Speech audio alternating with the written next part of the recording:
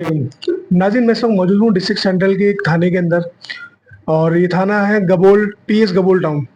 और यहाँ पे हमारे साथ पीएस गबोल टाउन के हेड मोरर साहब मेयर साहब वाजुल हसन साहब जो है वो मौजूद हैं और आए इनसे जो है 14 अगस्त के हवाले से गुफ्तगू करते हैं और इनका मौक़िफ़ जानते हैं कि जश्न आज़ादी जो है वो किस तरीके से सिंध पुलिस के जो जवान बना रहे हैं, उसके अंदर पीएस गबोल टाउन के जो जवान हैं वो उनका क्या इज़हार है और किस तरीके से उन्होंने इस साल जो है मार्का हक़ के ऊपर जश्न आज़ादी का बाकायदा सिलसिला जो है वो पूरा चलाया।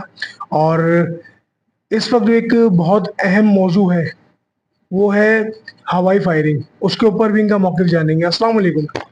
वालेकुम अस्सलाम क्या हाल है, जनाब। खैरियत से हैं? अल्हम्दुलिल्लाह अल्हम्दुलिल्लाह अल्हम्दुलिल्लाह। अच्छा, मैं अपने भाई का बहुत शुक्रिया अदा करूँगा जिन्होंने मौक़िफ़ जानने की कोशिश करी।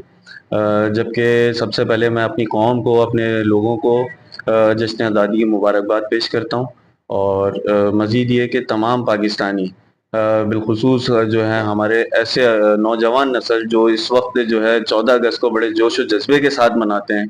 ख़ास तौर पे उनका जज्बा इस उरूज पे होता है कि वो कुछ भी करने से दरेग़ नहीं करते हैं। लेकिन ये है कि मैं तमाम अपने पाकिस्तानियों को सबसे पहले तो मुबारकबाद दूँगा जश्न आज़ादी की, उसके बाद अपनी नौजवान नस्ल को, ख़ास तौर पे नौजवान नस्ल को ताकीद करूँगा कि अपनी खुशियों में तमाम को खुश रखें, किसी को तकलीफ़ में मुब्तला ना करें। आपकी खुशी इस कदर ना हो कि वो हवाई फायरिंग के नतीजे में किसी को ज़ख्मी कर दें या कोई अपने प्यारों से महरूम हो जाए।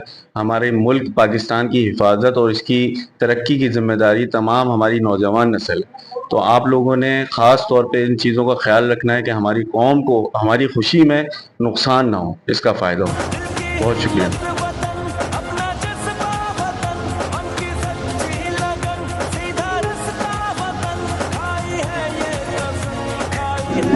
पाक फौज जिंदाबाद, सिंध पुलिस पाइंदाबाद।